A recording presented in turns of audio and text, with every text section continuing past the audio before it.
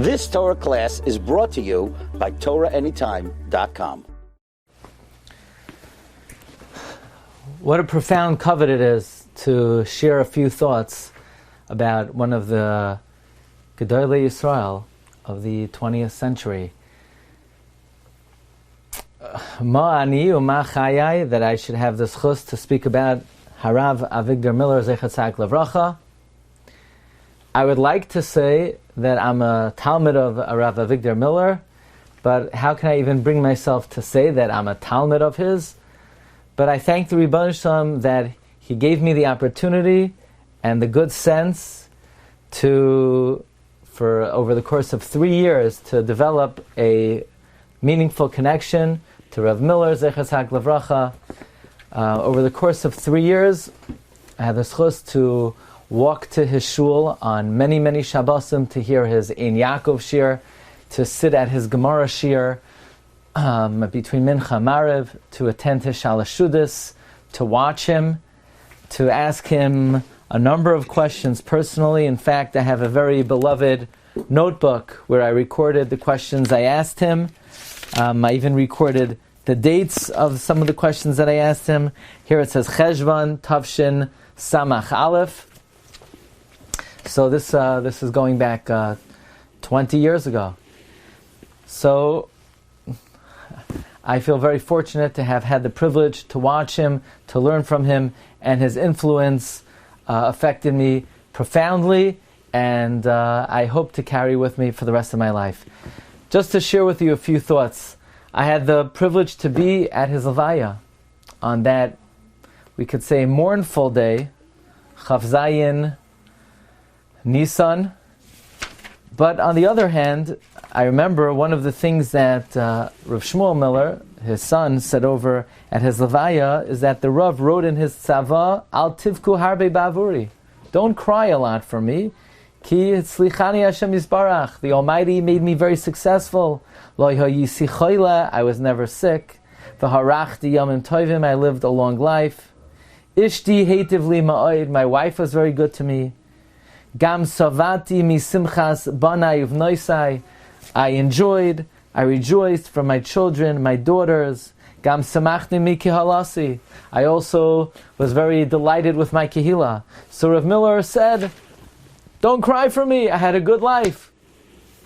But still, we don't cry for him, we cry for ourselves, that we were deprived of continuing to have the opportunity to learn from him.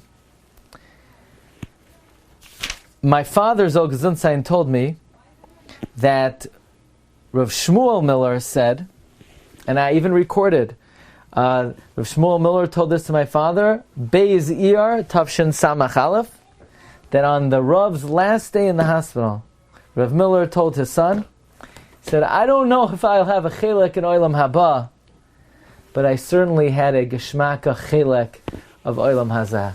So that very much captures who Rav Miller was. Someone who enjoyed this world, not the pleasures that we consider pleasures, the simple pleasures, breathing, water, eyesight. And Rav Miller taught us how to enjoy all the magnificent blessings that HaKadosh Baruch Hu bestows on all of mankind that we generally take for granted. If there would be one Nakuda that Rav Miller stood out in more than anybody else, I would have to say it's the following. This is a Gemara Rav Miller would say all the time, Gadol, Gedola, Deya. Deya is great. That it was positioned between two names of Hashem. What is Deya? Deya, Rav Miller would translate not as knowledge, but as the true knowledge. True knowledge means as follows. We all believe in Hashem. We all believe in Olam Haba. We all believe in the promises of the Torah. But to Rav Miller, it was more than knowledge and emunah. It was deya. Deya is when knowledge becomes absolute reality. Rav Miller lived that Olam Haba wasn't an idea, wasn't a concept, it wasn't a notion, it was an absolute reality. That's deya. Deya is when the truths of the Torah are elevated to become absolute realities. That was the godless of Rav Miller. all the ideas that we talk about and we preach and we speak about and we learn about were real to Rav Miller. If I could share with you a few thoughts that I recorded in my personal notebook that resonated with me and were impactful to me personally, and perhaps you will find them meaningful as well.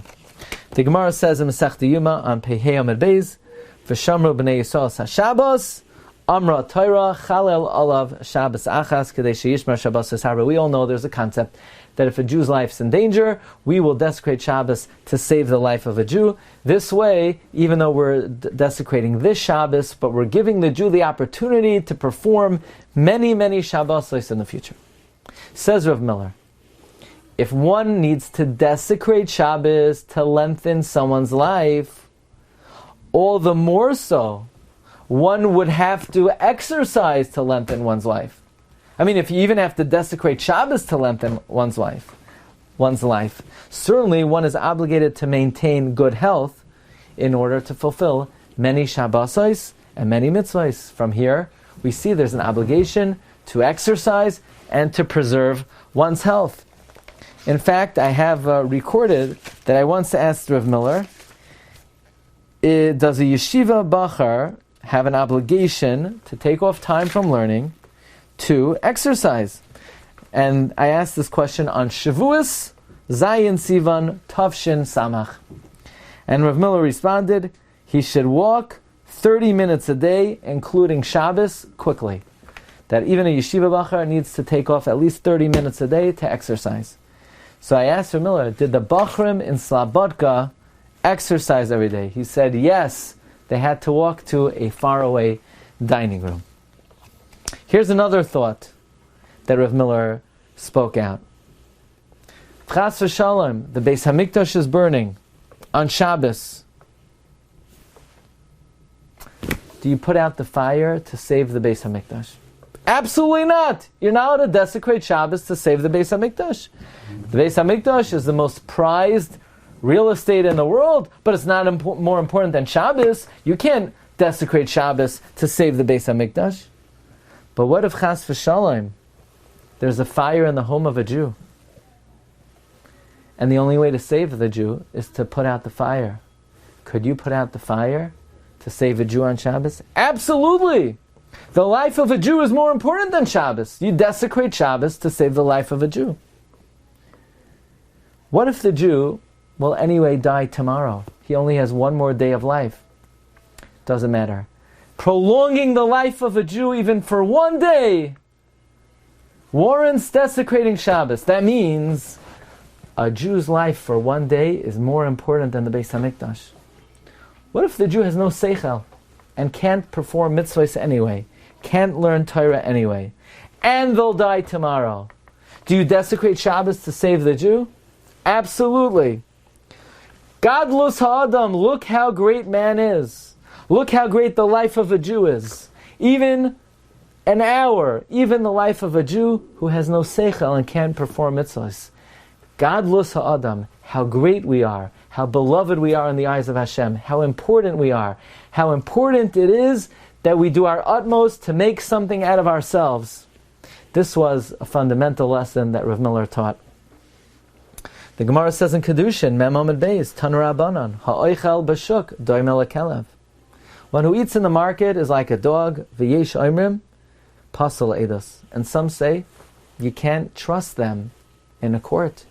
You can't believe their testimony. Says Rashi, Hoyel v'ein makbid al kvoidoi, since they're not concerned for their own dignity, einoi boish lezalzel ba'atzmai uli pasal. They would not be ashamed to demean themselves and to discredit themselves to be caught lying. Says Rav Miller, that means a Jew could observe all 613 mitzvahs and observe every detail of every Mishnah Brura and Orach Chaim. If he eats in the street, he has no respect. You can't believe a word he says. Yes, we have to keep all the mitzvahs and we have to keep all the dikdukim, but the fundamental foundation of Judaism is self-respect. If one does not have self-respect, you can't believe a word a person says, because they would not be ashamed to be caught lying. The foundation upon which all Avodas Hashem is based on is recognize your greatness, have dignity, have self-respect, recognize that if you don't have kavod la'atzmai, then you're building your edifice on foundation that has no stability. Well, I remember I was so moved by the account of Rav Miller's last day on this world that I recorded it in my notebook. Somebody related to my father, Zol Glatstein, that on Rav Miller's last day in the hospital, he asked to be tested on the Ktsois HaChoshen. Rav Simcha Bunam Cohen, I also recorded a number of interesting things Rav Simcha Bunam Cohen said at Rav Miller's Levaya. He said he didn't let anybody be Meshameshim. Sfardim wanted to build him a very big shul. He did not allow. Rav Moshe said he was the Ish HaEmes of the generation, and that's why he was Zoicha Ta'arichas Yomim. That Rav Miller said that he was younger, he reviewed Chulin 40 times, and that he reviewed Shas 60 to 70 times. In the hospital, for an hour and a half, Rav Miller reviewed Masechta B'chayros for 90 minutes. Over the course of his walks, he had 40 different Siddharim on his walks. And even at the age of 91 and a half, Rav Miller was still writing Sfarim.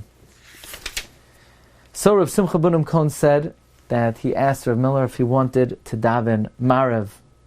And the Rav responded he was too weak. He can only be Mekayim Do'iraisas. He asked to say Shema, he counts Sfira. He asked to be taken to the Beis HaKisei.